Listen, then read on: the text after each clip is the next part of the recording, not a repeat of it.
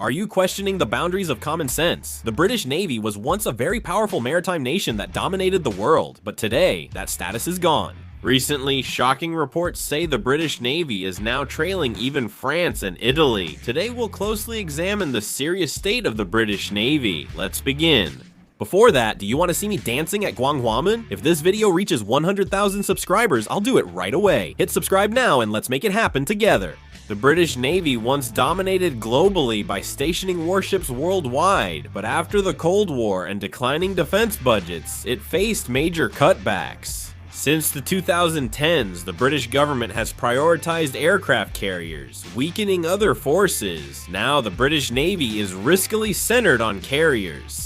Let's examine the current strength of the British Navy. The British Navy's main strength includes 2 Queen Elizabeth-class carriers, 2 Albion-class and 3 Bay-class amphibious ships, 6 Type 45 destroyers, and 9 Type 23 frigates, 2 in reserve. There are 8 early River-class ships and 16 Archer-class patrol boats. The British Navy currently shows strong naval power. Of course, since the British Navy's ships are currently undergoing a generational change, there is a mix of old and new vessels. But there's a problem currently arising in the British Navy. The number of warships is decreasing exponentially. On top of that, aircraft carriers make up an overwhelmingly large proportion of the naval power. Aircraft carriers account for 59% of the total tonnage of the British Navy's warships. In comparison, the United States Navy's aircraft carriers make up 47% of their total warship tonnage, so the British Navy's dependence on aircraft carriers is beyond imagination, especially the difference starts with the numbers themselves. The United States Navy has 11 aircraft carriers, 10 Nimitz-class, and 1 Gerald R. Ford-class, accounting for 47% of total tonnage. The issue is that with only 2 Queen Elizabeth-class carriers, they make up 59% of the British Navy's total warship tonnage. This is a major issue. Aircraft carriers occupy too much of the British Navy's tonnage, despite their small number. Even more surprising is this. As I said before, the British Navy is undergoing a generational shift, with both old and new ships in service. It's also a major problem that the British Navy currently has just 8 combat ships ready for immediate use. Only 2 Type 45 destroyers and 6 Type 23 frigates are ready for immediate deployment. The reason for so few is simple. All ships are being upgraded. Some Type 45 destroyers are upgraded individually due to engine and cooling system issues. The first upgraded ship may be ready by summer 2026. Also, in the case of the Type 23 frigates, they are quite old ships with over 30 years of service, so upgrade work is ongoing. The Royal Navy has focused entirely on its aircraft carriers, so it's accurate to say only the carriers remain. You may wonder if it's just the Royal Navy, or if other countries face the same issue. Let's examine other European countries too. The French Navy has 1 aircraft carrier, 3 amphibious assault ships, 10 destroyers, and 11 frigates, totaling 25 warships. The Italian Navy also operates 1 aircraft carrier, 3 amphibious assault ships, 3 destroyers, and 14 frigates. The Spanish Navy has 1 aircraft carrier, 2 amphibious ships, and 11 frigates. They appear to match the United Kingdom in scale, but the Royal Navy now has only 8 operational ships. In France, Italy, and Spain, other warships make up as large a share as aircraft carriers. Let's examine these proportions more closely. French Navy aircraft carriers are 20% of their surface combatants. For the Royal Navy, it's 59%. Europe faces criticism for cutting defense budgets, but only the Royal Navy has an unusually high number of aircraft carriers, which is a major issue. The reason for this imbalance is straightforward. They spent all their budget and manpower on running aircraft carriers. Maintaining the 2 Queen Elizabeth-class carriers and forming their air wings demands so much budget and manpower that they began reducing other warships. The Ocean-class amphibious assault ship was retired after only 20 years, and Albion-class landing ships will also retire after about 20 years. In contrast, the United States Navy uses its landing ships for over 40 years. This shows a much shorter service life and quick replacement.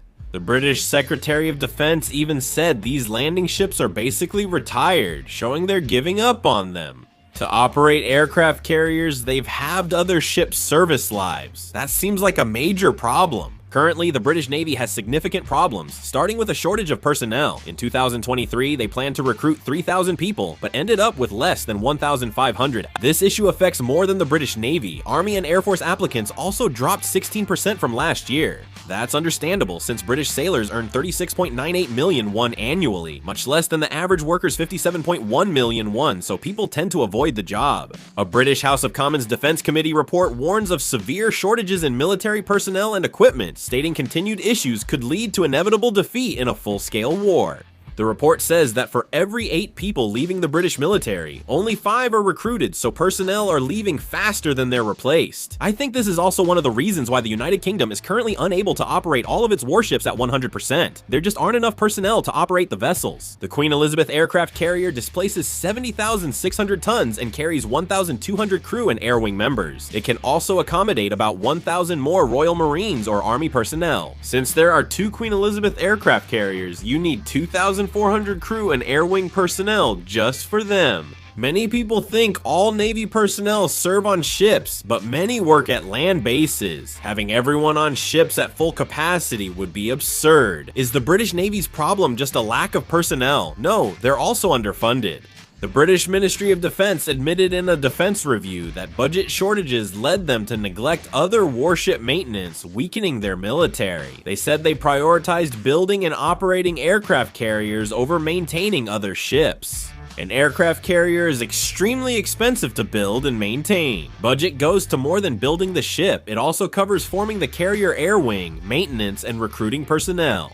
No public data exists on the exact yearly maintenance cost of the Queen Elizabeth class aircraft carrier, but typically it can reach up to 500 billion won annually. With the United Kingdom running 2 Queen Elizabeth class carriers, that's 1 trillion won yearly, a massive cost. Besides that, an aircraft carrier doesn't operate alone, it moves with an escort fleet. If an aircraft carrier were to operate alone without its escort fleet, it would be sunk immediately in a war. Considering the maintenance costs of these escort fleets, it's fair to say the Royal Navy mainly focuses on its aircraft carriers, right? Since they've built the aircraft carriers, they must operate them, but doing so means they can't maintain other warships. The Royal Navy is reluctantly diverting its limited budget and manpower to the aircraft carriers. That's why the Royal Navy currently has an abnormal structure, with as much as 59% of its resources focused on aircraft carriers. The British government plans to raise its defense budget due to the new Cold War era, but without shifting from its aircraft carrier-focused force structure, fundamental issues may persist. Moreover, it's not going to be easy for the Royal Navy to regain its former status amid economic difficulties and global geopolitical instability. The problems faced by the Royal Navy also offer lessons for Korea. I often hear debates about owning aircraft carriers, and while I can't say who's correct, we should look at the Royal Navy's situation. The costs and manpower needed to run aircraft carriers